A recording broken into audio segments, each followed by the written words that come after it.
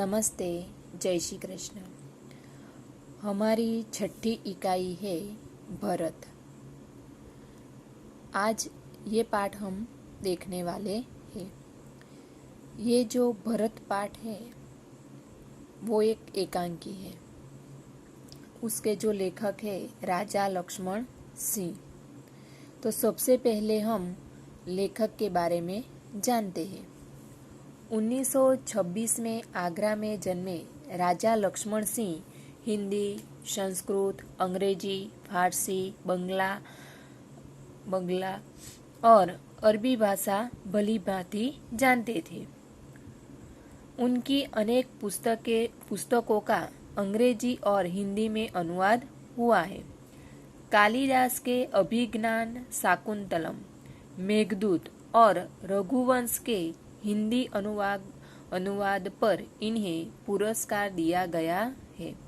यानी कि कालिदास के ये जो 3 पुस्तकें हैं, अभिज्ञान शाकुंतलम, मेघदूत, रघुवंश, उसे राजा लक्ष्मण सिंह ने हिंदी में अनुवाद किया है। इन पे उन्हें पुरस्कार यानी अवार्ड भी दिया गया है।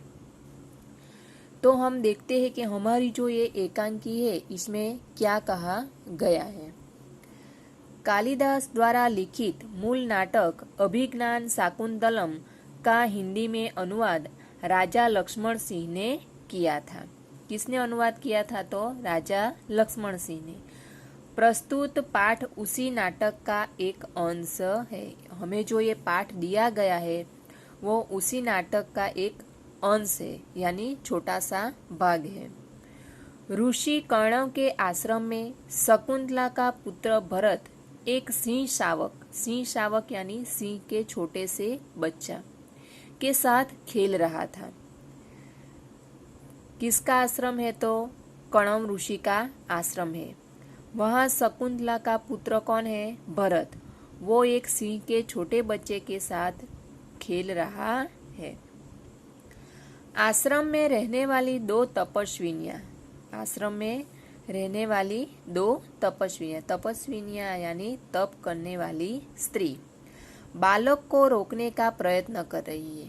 यानी आश्रम में जो 2 तपस्वियां रहती थी वो भरत को रोक रही है।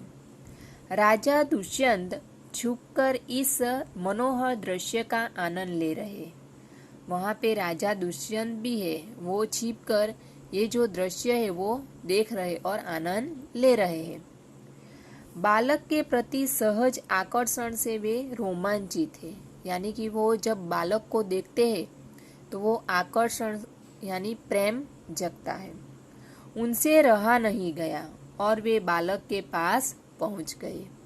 बालक को देखते हैं और उन्हें गोद में उठाने का मन करता है और वो वहां चले जाते हैं बालक के पास।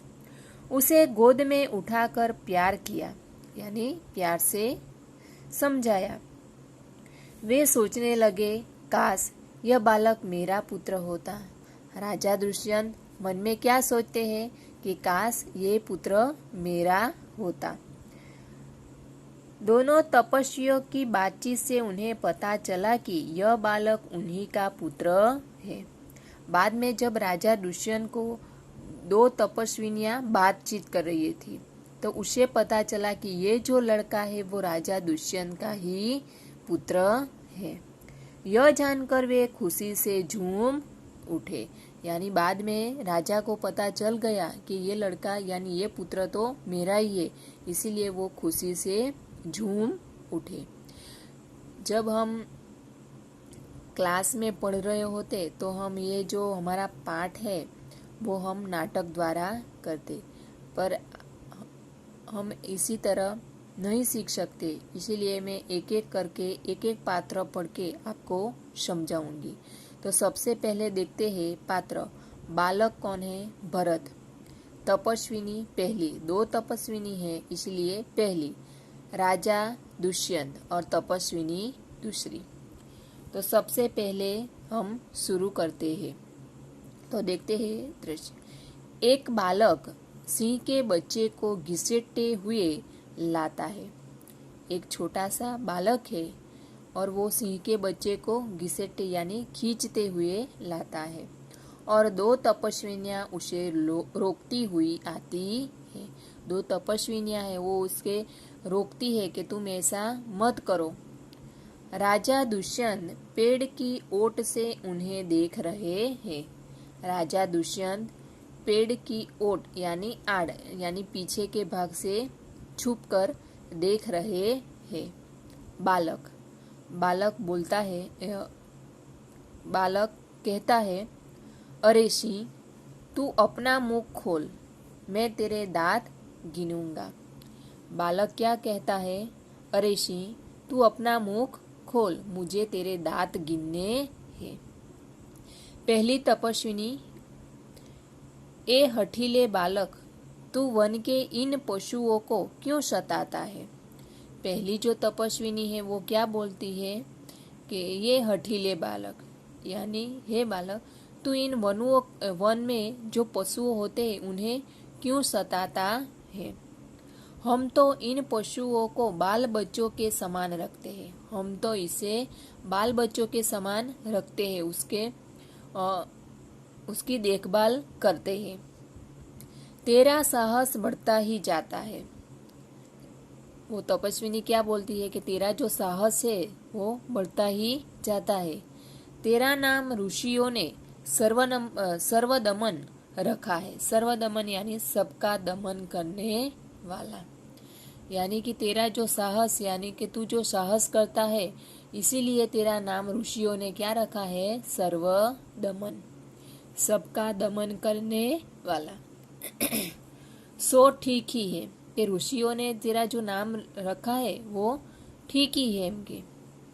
दुष्यंत उनकी बातें सुनकर स्वयं से, क्या कारण है कि मेरा स्नेह इस बालक की ओर उमड़ा सा आता है? दुष्यंत अपने मन में ही विचार करते हैं कि ऐसा कौन सा कारण होगा कि मेरा जो प्रेम है वो बालक की तरह खींच रहा है और उमड़ रहा है। दूसरी तपस्विनी, जो तू इस बच्चे को छोड़ न देगा तो सिंहनी तुझ पर दौड़ेगी। दूसरी जो तपस्विनी है वो क्या कहती है? तू इस बच्चे को छोड़ दे, नहीं तो सिंहनी आएगी और तुझे पर दौड़ेगी यानी तेरे पीछे आएगी। बालक मुस्कुराकर, ठीक है, सिंहनी का मुझे ऐसा ही डर है। मुंह चिढ़ाता है।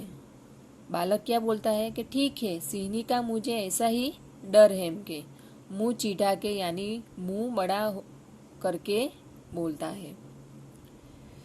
दुष्यंत आश्चर्य से, यह बालक अवश्य ही किसी तेजस्विनी वीर का पुत्र है। दुष्यंत क्या विचारता है कि यह जो बालक है वो अवश्य किसी तेजस्वी वीर पुत्र है। इसका मुख अग्नि के समान दमक रहा है। इसका जो मुख है वो अग्नि की तरह चमक रहा है।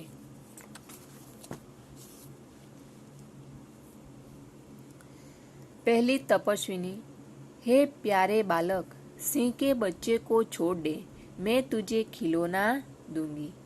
वो पहली तपस्विनी है, वो उसे समझाती है और क्या बोलती है? हे प्यारे बालक, सिंह के बच्चे को छोड़ दे, मैं तुझे खेलने के लिए खिलौना दूंगी। बालक हाथ पसार कर, पहले खिलौना दे दो, लाओ, कहाँ है? दोनों हाथ हिलाता है और क्या बोलता है कि पहले आप मुझे खिलौना दो, लाओ, कहाँ है मेरे खिलौने? दुष्यंत दूर से बालक की हथेली को देखकर स्वयं से, इसके हाथ में चक्रवर्तियों के लक्षण है। राजा क्या बोलते हैं कि इसके जो हाथ में जो रेखाएं है यानी कि किसी चक्रवर्ती राजा होने का संभव यानी लक्षण है। उंगलियां पर कैसे अद्भुत जाल है और हथेली की शोभा प्रातः कमल को भी लज्जित कर रही है, यानी कि किसी राजा का पुत्र हो ऐसा आभास हो रहा है। ऐसा कौन सोचता है? तो दुष्यंत राजा सोचते हैं। दूसरी तपस्विनी, हे सखी सुव्रता, यह बातों से न मानेगा। दूसरी तपस्विनी क्या कहती है कि हे सखा, यह बातों से मानने वालों में नहीं है।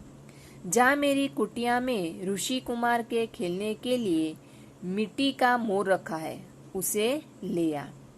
जाएंगे वो कुटिया यानी झोपड़ी।